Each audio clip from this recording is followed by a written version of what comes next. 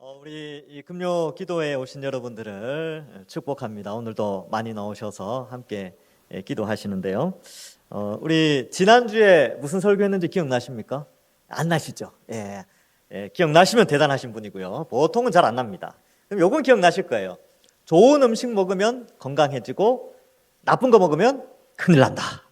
기억나시죠? 그래서 우리가 먹을 수 없는 것 이야기도 했어요. 이제 그 이야기를 하면서 이 베드로 사도가 이제 그 일생의 마지막 때에 베드로 후서를 썼는데 1장에서는 우리가 말씀을 잘 먹으면 이 말씀을 가까이 하고 하나님을 많이 알아가면 교회는 견고히 서나간다라는 것을 가르쳐 주었고 2장에 들어와서는 이런 거 먹으면 큰일 난다라고 하면서 이단들에 대해서 경고를 했습니다. 그래서 2장 1절부터 3절이 우리 지난 시간에 살펴보았던 내용이 있지요. 그래서 1장에서는요, 말씀을 부지런히 알아가야 교회가 건강하니까 성경을 대할 때에 좀 진지하게 대하고 또 함부로 사사로이 해석하지 않고 문법적으로, 역사적으로, 신학적으로 잘 이해해서 또 교회에서 잘 배워서 이 교회가 건강해져야 된다. 그리고 이 시대에 많은 거짓 선생들이 등장했는데 그들은 옛날 같은 경우는 유대교 더하기 기독교해서 이상한 이단을 만들어냈고요. 또 우리나라 같은 경우는 무속 더하기 기독교를 해서 이상한 형태로 만들어내기도 했습니다. 영지주의라는 이단인데 거기는 헬라 철학을 갖고 와서 기독교와 접목해서 이단을 만들어냈던 것이죠.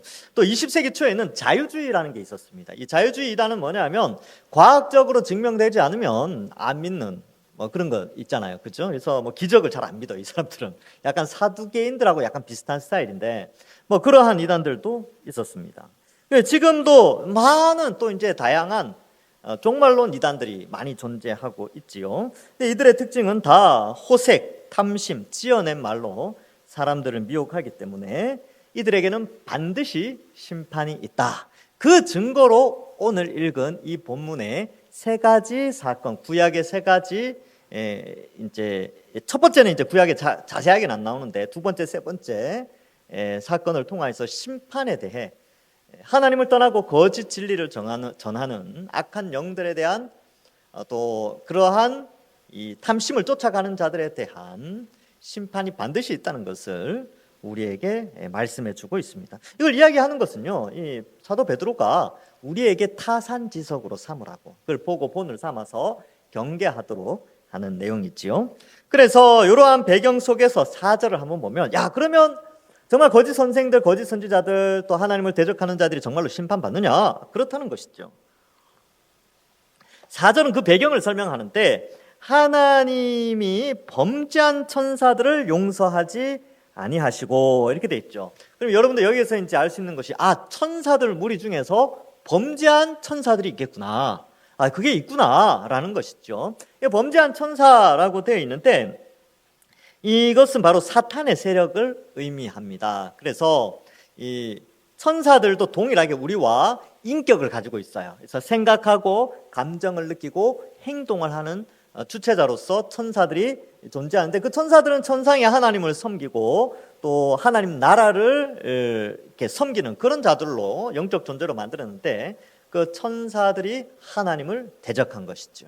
그래서 그 천사 중에 천사장에 해당되는 마귀, 이 마귀가 다른 천사들과 함께 하나님을 반역하게 됩니다. 물론 성경에는 그 내용이 구체적으로 나오진 않지만 군데군데에 그러한 요소들을 설명해주고 있습니다. 계시록 12장 3절과 4절에 보면 하늘에 또 다른 이적이 보이니 보라 한 큰 붉은 용이 있어 머리가 7이요 뿔이 10이라 그 여러 머리에 7 왕관이 있는데 그 꼬리가 하늘의 별 3분의 1을 끌어다가 이 하늘의 별 할 때 이 별을 이 천사로 많이 또 그 상징적인 언어로 별을 천사로 많이 표현합니다. 그래서 하늘의 별 천사 3분의 1을 끌어다가 땅에 던지더라. 용이 해산하려는 여자, 교회죠. 교회 앞에 그가 해산하면 그 아이를 삼키고자 하더니 상징인데 이 예수 그리스도에 대한 방해하는 것을 의미합니다. 그러나 이 용이 뭐냐? 이 용. 그럼 용은 뭐냐라고 됐을 때 요한계시록 12장 9절에 보면 큰 용이 내쫓기니 옛뱀 곧 마귀라고도 하고 사탄이라고도 하며 온천하를 꿰는 자라. 그가 땅에 내쫓기니 그의 사자들도 그를 따르는 다른 귀신들, 다른 천사들도 그와 함께 내쫓기니라. 그래서 타락한 천사가 귀신들입니다. 다시 한번 말씀드립니다. 사람이 죽어서 영혼을 떠돌아다니는 것은 귀신이 아니에요. 그건 우리나라 사람이 만들어낸 겁니다. 아니면 뭐 사람들이 만들어낸 귀신이고, 하나님께서 말씀하시는 귀신은요, 타락한 천사들이에요. 그리고 사람은 죽으면 하나님께 반드시 재판을 받아서 하나님과 함께 있든지 아니면 지옥으로 가게 됐죠. 물론 음부로 내려가서 갇히게 되고 나중에 최후 심판을 받게 됩니다. 그것은 좀 이따 설명을 하고요. 자, 이렇게 범죄한 천사들을 용서하지 아니하시고 지옥에 던져 어두운 구덩이에 두어 심판 때까지 지키게 하셨으며. 여러분, 여기서 좀 질문이 나와야 돼요. 여러분, 지옥 가면 끝인 것 같잖아요. 지옥 가면 끝이잖아요. 근데 지옥에 던져졌는데 구덩이에 두었다가 나중에 심판할 때가 또 있대요. 이건 또 뭔가요? 이렇게 궁금해질 수 있죠. 그렇죠? 우리가 보통 이제 죽으면 지옥 가면 끝난다라고 생각하잖아요. 그런데 이 베드로 후서나 아니면 요한계시록이나 또 구약의 성경들 여러 가지로 좀 종합해 봤을 때 여러분 오늘 지옥 개념 그리고 죽은 후 사후의 이 개념들, 성경에서 말씀하고 있는 개념들을 오늘 제대로 이해할 수 있는 날이 되었습니다. 잘 오셨습니다. 자, 그래서 그것을 이제 제가 좀 설명을 할 텐데 화면을 이제 좀 바꿔 주실 수 있겠습니까? 예, 감사합니다. 자, 여러분 이 지옥 그러면 우리는 그냥 죽으면 바로 지옥 가는 걸로 생각하죠. 지옥은 불못이 있고 그런데 요 지옥 여기 이제 베드로후서 2장 4절에 나온 그죠? 베후 2장 4절에 나오는 지옥은 헬라어로 이게 타르타로스라고 합니다. 그냥 그렇게 알고만 일단 계세요. 타르타로스. 근데 성경에 보면요, 무저갱이라는 곳이 있어요. 무저갱. 그래서 이 무저갱이라는 곳이 있는데 심연 혹은 깊은 감옥 같은 건데 무저갱이라는 장소가 나오는데 여기는 바로 이 단어를 씁니다. 아비소스. 그 다음에 세 번째, 여러분 음부라는 말을 들어보셨죠? 음부. 요거는 성경 신약 성경에 나오는데 구약 히브리어로는 여기 히브리어로는 소울이라고 합니다. 들어보셨죠? 소울이라는 말이 있어요. 구약 성경 읽어보면. 그 다음에 이걸 헬라어로 바꾸면요, 하데스라고 합니다. 하데스. 자, 그러면 여기에서 요 타르타로스와 아비소스의 공통점은 마귀와 귀신들이 갇혀 있는 곳입니다. 그래서 오늘 여기 보면 지옥이라고 번역되는데 여기에 이제 타르타로스예요. 여기에 이제 마귀와 귀신들이 가고 무저갱도 이 아비소스라고 하는데 마귀와 귀신들이 무저갱에 갇히는 곳입니다. 갇혀요. 보통 이제 사람이 죽어서 믿지 않는 자가 죽어서 가는 곳을 음부에 들어간다 이런 표현을 쓰게 되는데 스올이라고 표현하기도 하고 하데스라고 표현합니다. 근데 이 네 개의 단어의 공통점은 뭐냐 하면 최후 심판 전에 형벌을 받는 곳입니다. 형벌 장소에 여기도 형벌 장소입니다. 그래서 이것은 이 형벌 장소인데 형벌 장소가 되는데 이렇게 성경에는 묘사되고 있고 복음서에도 역시 예수님께서 지옥이라는 용어를 쓰는데 복음서에서는 게헨나라는 용어를 써요. 그래서 사람들이 이 지옥과 이 지옥을 헷갈려하고 옛날에는 이 단어도 지옥으로 번역을 했다가 헷갈리니까 헬라어가 다르기 때문에 개역 개정하면서 한글 번역하면서 그냥 음부 이렇게 스올 아니면 아예 단어 자체를 스올 이렇게 번역을 하고 영어 번역에는요 아예 하데스라고 써버립니다. 영어 번역본을 보면 그렇게 돼 있어요. 그런데 똑같이 지옥으로 번역을 했는데 게헨나라는 용어를 쓸 때가 있어요. 그래서 뭐 부자와 나사로가 이제 나사로는 아브라함 품에 안기고 부자는 지옥에 가죠. 근데 그 지옥이라는 단어를 쓸 때는 게헨나라는 용어로 쓰는데 이 단어는 불목과 관련되어 있습니다. 불목. 그래서 요것과 요 차이점이 뭐냐면 이제 이런 거죠. 이것은 잠시 머무르는 곳이에요. 그리고 이곳은 영원한 형벌의 장소입니다. 그래서 여러분 이 마귀와 거짓 선지자와 뭐 더러운 영들과 죄인들이 나중에 불못에 간다 그러잖아요. 이 불못은 이 게헨나라는 용어와 연결됩니다. 그리고 최후 심판. 이 게헨나는 최후 심판과 연결돼요. 최후 심판. 여기는 이미 형벌을 받지만 임시처소예요. 임시처소입니다. 그래서 지금은 이 귀신들이나 죽은 예수 안 믿고 죽은 사람들은 다 여기 그 귀신들은 타르타로스 아비소스에 있고요. 그 다음에 사람들은 소울이나 하데스에 있는 것이죠. 그리고 이들은 여기에서 이미 나중에 게헨나의 형벌을 이미 여기에서 형벌을 받고 있어요. 그리고 최후 형벌을 게헨나에서 받게 됩니다. 그래서 이렇게 좀 간단하게 이해하십시오. 사실 이 단어 자체를 연구를 하면 굉장히 복잡합니다. 복잡한데 제가 여러분들에게 최대한 간략하게 설명했어요. 목사님 안 간략한데요? 그럼 어쩔 수 없습니다. 다음에 또 기회를 봐서 또 설명하겠습니다. 그럼 한번 이제 이해가 됐죠? 여러분 지금 우리가 죽어서 예수 안 믿는 사람들은 소울이나 하데스 여기에 가는 거예요. 근데 거기가 끝이 아니고 최후 심판의 자리가 있다는 것입니다. 그래서 이런 부분들을 오늘 좀 살펴보고요. 화면을 바꿔주시고요.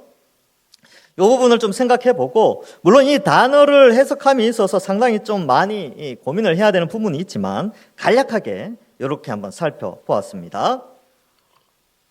그래서 자, 이런 나오는 것들을 한번 볼게요. 요한계시록 20장 1절부터 3절 읽어드릴 테니까 자막을 한번 보십시오.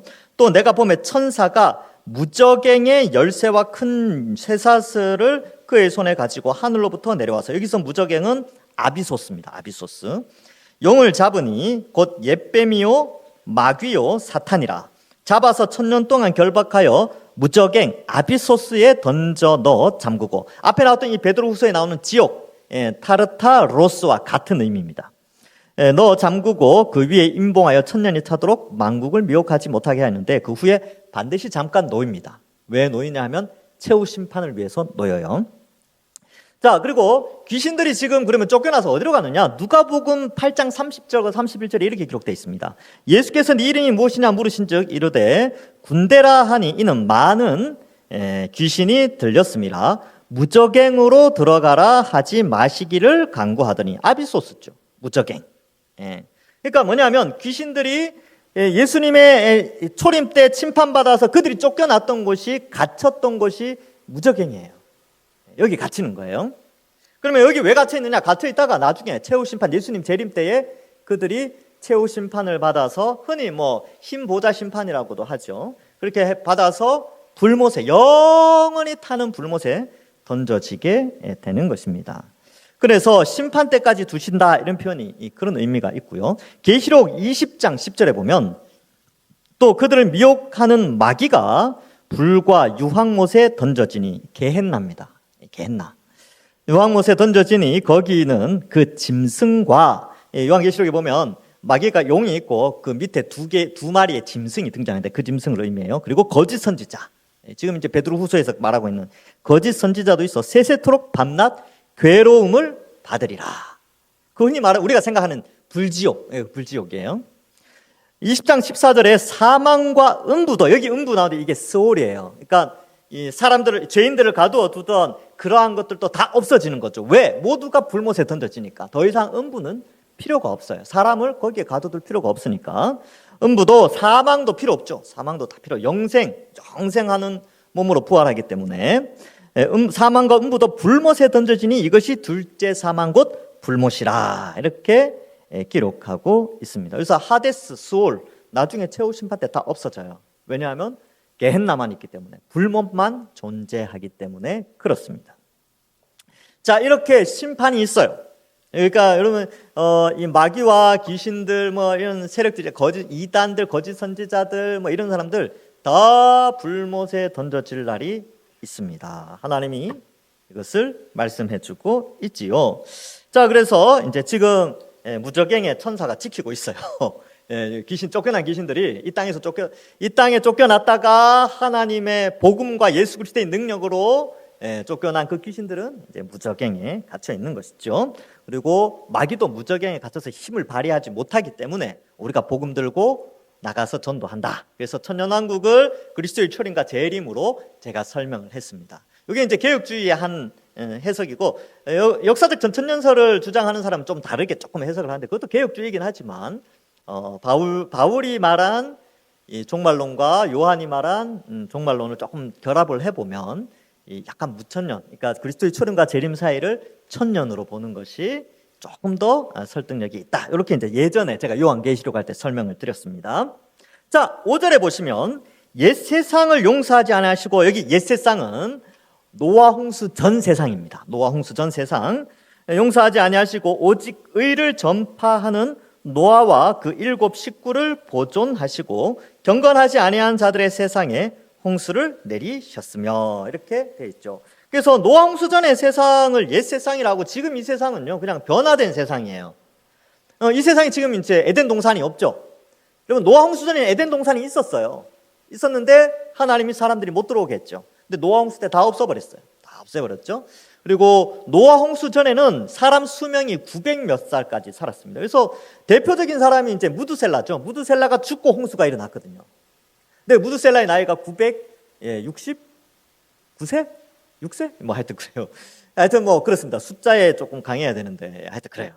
근데 이제 홍수가 끝나자마자 그 다음 세대, 바로 다음 세대는 400대로 수명이 확 줄어들어요. 왜냐하면 지구 환경이 바뀌었거든요.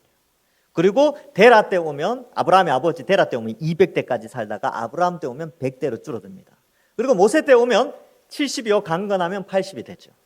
모세는 좀 특별하게 오래 살았고, 사명 때문에 그랬죠. 어쨌든 그렇게 옛 세상은 그런 지구 환경도 아주 살기 좋고, 그리고 궁창에 물도 있었고, 땅 밑에도 물이 많아 있었는데 땅에서 물이 솟아 나왔고요, 하늘의 물이 쏟아 내려졌죠. 그래서 지금의 이 지구 환경으로 변화가 되었습니다. 뭐 옛 세상에 비하면 지금 좀 안 좋은 세상이에요. 갖다는 안 좋은데 사람들이 더 안 좋게 만들고 있어요, 지금. 그런 상황입니다. 자, 그래서 이 옛 세상을 용서하지 않으시고, 왜 용서하지 않느냐? 만약 이 옛 세상이요, 죄가 아주 관영했습니다. 창세기 6장 5절부터 7절에 보면 이렇게 기록하고 있어요. 여호와께서 사람의 죄악이 세상에 가득함과 그의 마음으로 생각하는 모든 계획이 항상 악할 뿐임을 보시고 땅 위에 사람 지었었음을 한탄하시고 마음에 근심하시고, 이게 근심하다라는 단어가 아차브라고 해서 몹시 슬퍼하다 이런 뜻이에요. 여러분, 이런 거죠. 부모가 자식을 낳았는데 자식을 막 잘 키웠는데 자식이 막 부모의 뜻과는 전혀 다르게 막 타락한 길로 가고 막 그렇게 살 때 그 부모 마음이 어떨까요? 몹시 슬프겠지요. 그죠? 몹시 슬퍼요. 자녀가 막 그렇게 살면 엄청 슬프다니까요. 그것을 의미하는 겁니다. 이 근심하다라는 단어, 아차브가 몹시 슬퍼하셔서 이르되 내가 창조한 사람을 내가 지면에 쓸어버리되. 너무나 이 죄가 관영하여서 하나님의 형상으로 창조된 인간들이 극에 달하는 타락으로 가니까 너무 슬픈 거죠. 왜냐하면 그 죄의 형벌로 그들을 쓸어야 되니까 너무 마음이 아프신 거예요. 그래서 사람과 가축, 기는 것, 공중의 새까지 다 그렇게 한탄하셨죠. 그래서 노아 홍수 때 새까지 다 죽어요. 노아 홍수 때 유일하게 살아남은 생물은 이제 노아 방주에 탄 동물들하고 노아의 가족들하고 바다 생물들. 바다 생물들은 이제 물에 사는 생물들. 얘네들은 살아남았어요. 근데 허파로 기식하는 동물들은 방주에 타지 않았으면 다 죽었습니다. 그만큼 심판의 강도가 셌죠. 노아 홍수라는 것은 지구 대격번 사건입니다. 근데 이거는 이제 나중에 하나님 앞에 가서 한번 물어보십시오. 노아 홍수 때 어땠는지 궁금해요, 하나님. 하나님 뭐 영화 같은 걸로 보여주실 수도 있고 아니면 이렇게 알게 설명도 잘 해주실 수 있겠죠. 그래서 이 지금의 인간의 한계적인 과학으로는 이걸 설명하지 못합니다. 과학의 한계가 있기 때문에.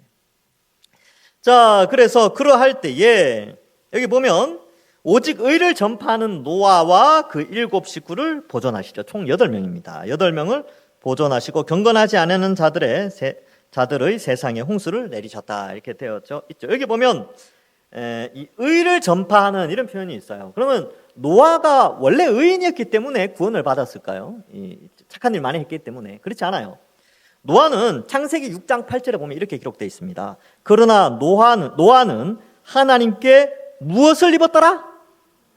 은혜를 입었어요. 은혜가 뭡니까? 은혜라는 단어는 자격이 없음에도 불구하고 거저주시는 선물이에요.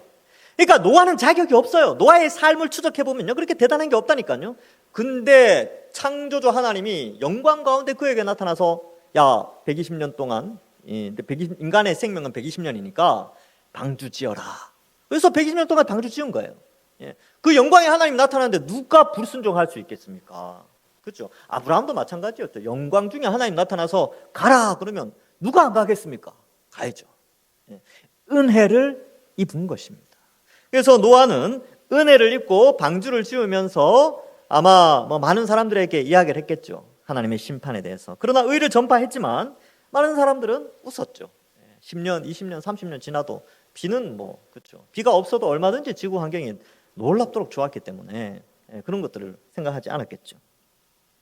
자, 그래서 의를 전파하게 되었고 노아는 은혜를 입게 됩니다. 그래서 세상에 홍수를 내리셨다는 것은 하나님이 심판하셨다.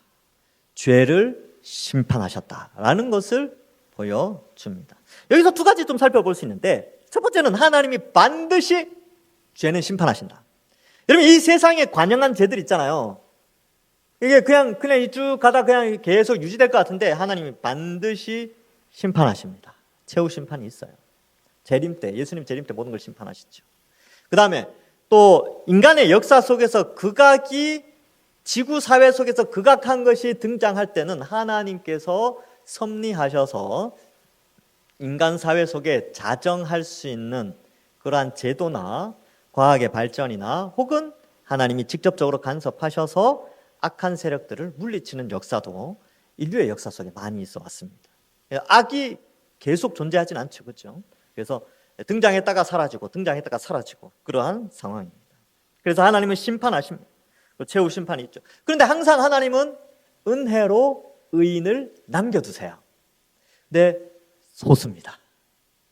이게 큰 은혜인데 소수이기 때문에 긴장감을 늦추지 못하게 하는 것이죠. 그래서 이 남은 자 사상이라는 것이 있는데 이게 뭐냐면 이 이사야에서도 보면 이 이스라엘 나라가 이렇게 멋진 나무가 되지만 하나님이 다 잘라버립니다. 너희 필요 없다. 우상 숭배하고 타락하고 그러니까 하나님이 이스라엘이라는 나무를 탁 잘라버리시지만 밑둥 구루터기를 남겨두시죠.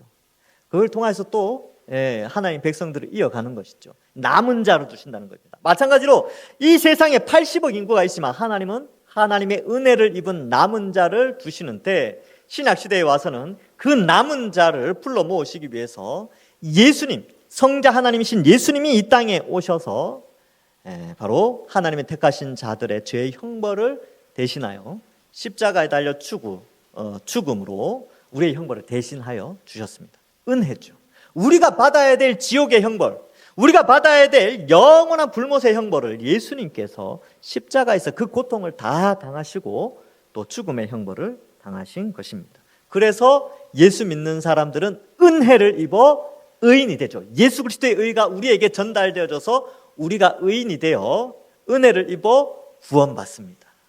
그래서 방주를 통하여 노아를 구원하셨던 것처럼 이 시대에는 성령 하나님 우리에게 보내주셔서 또 교회를 통하여서 성경 말씀을 통해서 우리를 구원해 주시는 은혜를 더하여 주셨습니다. 그래서 이러한 것들을 좀 생각해 보는 것이죠. 그래서 하나님 반드시 심판하신다. 그러나 하나님이 정하신 숫자는 구원받는다. 노아 홍수 때는 8명. 소돔과 고모라가 이제 나오죠. 거기에서는 이제 3명. 이렇게 나왔죠. 자, 그 다음 6절에 보면 소돔과 고모라 성을 멸망하기로 정하여 재가 되게 하사 후세에 경건하지 아니할 자들에게 본을 삼으셨죠. 그래서 소돔과 고모라는 없습니다. 사라졌어요. 유황불이 떨어져서 하늘로부터 뭐가 떨어졌는지, 뭐 운석이 떨어졌든지 뭐가 떨어졌든지 하여튼 떨어져가지고 이 소돔과 고모라가 다 사라지게 됩니다. 그런데 누가 구원받았냐면 롯과 두 딸이죠. 예. 그래서 창세기에 보면 롯의 아내는 뒤를 돌아봐서 이제 소금 기둥이 되었지만 어쨌든 그 롯이 구원을 받는단 말이죠. 근데 여기에 보면 7절에 보면 무법한 심판을 받는 이유가 7절에 무법한 자들의 음란한 행실로 말미암아 이렇게 기록되어져 있습니다. 실제로 이 소돔과 고모라의 사건 창세기 19장 4절부터 7절에 이렇게 기록되어 있습니다. 그들이 눕기 전에 그 성 사람, 그들이 누구냐면 이제 천사들, 이제 남성형이에요. 우리는 천사 그러면 여자로 생각하는데 유대인들 그리고 구약 성경에 천사는 다 남자예요. 남성 명사를 씁니다.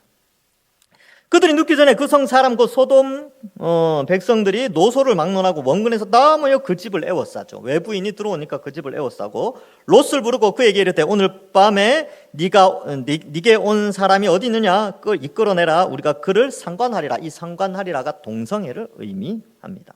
롯이 문 밖에 물에 이끌려가서 뒤로 문을 잠그고 이르되 청하노니 내 형제들아 이런 악을 행하지 말라. 여러분 이 다수의 폭력자들이 와가지고 이제 그 폭력을 행사하려고 한단 말이죠. 성적인 타락 그리고 폭력 이걸 행사하려고 할 때 롯이 나가서 너희들 그거 악한 일이야 라고 했을 때 그들이 무슨 생각할까요? 여러분 잘 봐요. 예를 들어서 여러분 이렇게 이제 폭력을 행하려는 여러 사람들이 있어요. 여러분들이 막 맞으려고 하는데 여러분들 저를 때리는 것은 여러분 큰 죄를 짓는 겁니다. 그러면 어떻게 돼요? 더 맞죠. 네. 이게 우리를 평가하고 있네. 우리가 죄인이라고? 야, 이 간이 배 밖에 나왔구나. 이렇게 생각한다는 거예요. 근데 실제로 창세기에 보면 그렇게 표현하고 있어요. 네가 우리에게로 와서 재판관이 되려고 하느냐 하고 이들이 더 기분 나빠합니다. 이건 뭐냐 하면 롯의 눈에는 이들의 그러한 이 더러운 행위들과 이 동성애와 또 힘의 원리가 작용하는 폭력이 난무한 이 도시 속에서의 그 모든 것을 보면서 심령이 상하게 되는 것이죠. 근데 롯의 연약한 점은 그럼에도 불구하고 이 소돔 땅은요 애굽에 있는 땅과 비슷해서 되게 잘 살았어요. 그래서 떠나지 못했죠. 그래서 아브라함하고 갈라설 때에 아브라함이 롯에게 야 네가 원하는 땅으로 가라 그러니까 이 소돔 땅을 선택하거든요. 왜냐하면 애굽의 땅과 같고 여호와의 동산과 같다라고 표현합니다. 너무 살기 좋았어요. 부유한 곳. 그런데 실상은 아주 타락한 곳이었죠. 그래서 거기에 이제 들어가서 이제 하는데 여기 보면 의로운 심령이 상했고 그게 이제 악인 줄 알면서도 막 또 나중에 이상한 대안도 제안하고 막 그래요. 그래서 여기에 보면 이제 고통당하는 의로운 롯을 건지셨다. 여기도 의라는 단어가 나오죠. 근데 롯이 우리가 생각하는 윤리적인 의의를 가지고 있지 않아요. 근데 롯이 의인이라고 평가받는 이유는 아브라함을 하나님이 생각하셨기 때문입니다. 아브라함과의 관계 속에 롯은 아브라함의 집안 아래 있는 사람이기 때문에 구약적 관점에서 구약에 말하는 의의 관점에서는 이 롯이 아브라함의 집안 영역 안에 있는 사람이에요. 그래서 롯을 구원하신 것도 롯이 뭐 대단해서가 아니라 하나님이 아브라함을 생각하사 롯을 건져주셨다라는 표현이 나와요. 아브라함 때문에. 그런데 이제 여기에서는 의로운 롯이다. 그러나 그 심령이 심하게 상했죠. 그래서 8절에 보면 날마다 저 불법한 행실을 보고 들음으로 그 의로운 심령이 상하죠. 여러분 우리 그리스도인들도 비슷하지 않습니까? 여러분 우리가 교회 안에 있을 때는 참 좋은데 이 교회 바깥을 나가서 불신자들과 이야기하고 이야기하면 그들이 이야기하는 것들은요 우리가 생각해 볼 때 우리가 생각하고 있는 의, 하나님이 우리 인간에게 주신 일반적인 양심과 질서의 원리에서 벗어나는 일들을 얼마나 많이 하는지 몰라요. 그들의 생각과 그들이 추구하는 방향과 이런 것들이 다 소돔과 고모라와 별반 다르지 않은 그런 가운데 우리 그리스도인들의 심령이 상하게 되고 때로는 그들과 동조하여 그런 죄들을 지으며 살아가기도 합니다.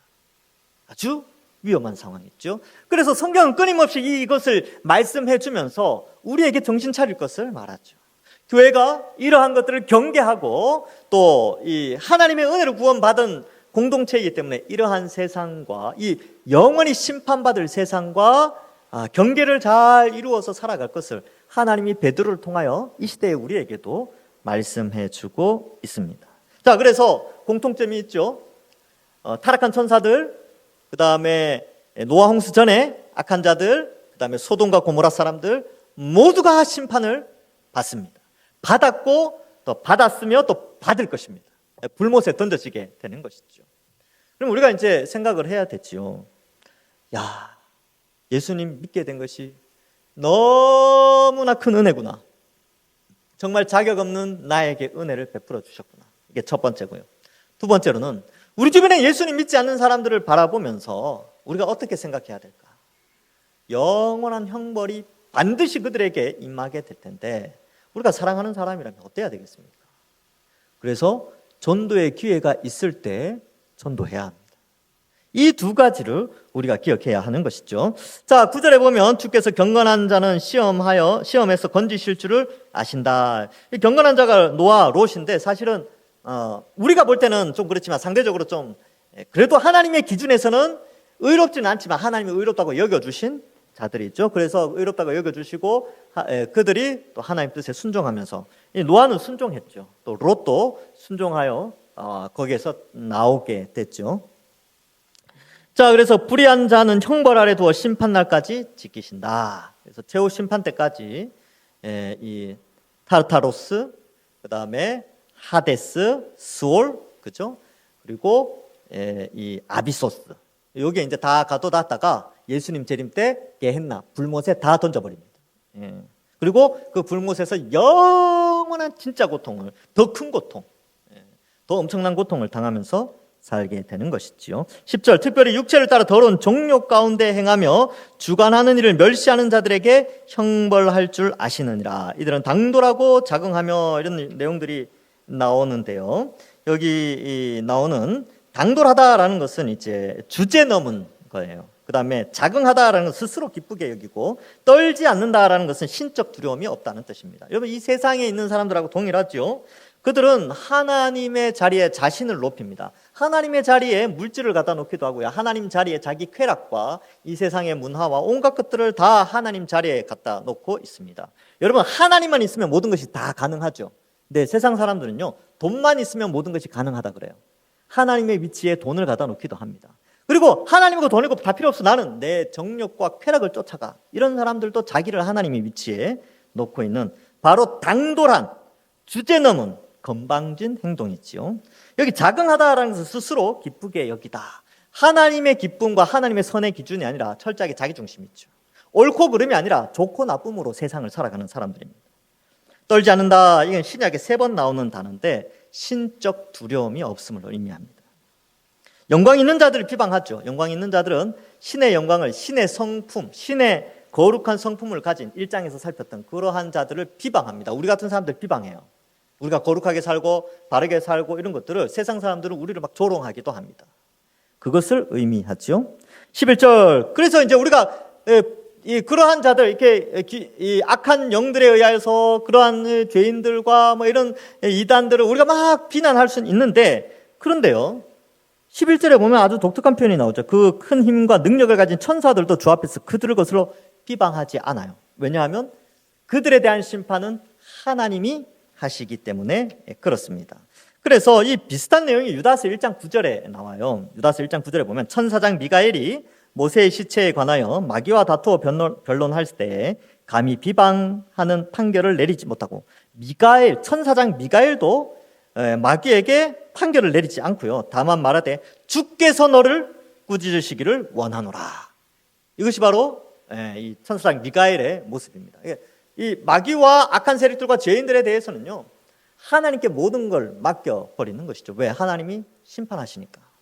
우리 입장에서는 마귀나 거짓 선지자들, 이런 자들은 영원한 심판에 들어간다는 사실을 알고, 죄인들 가운데 아직 살아있는 사람들에게는요, 아직 그들에게는 기회가 있어요.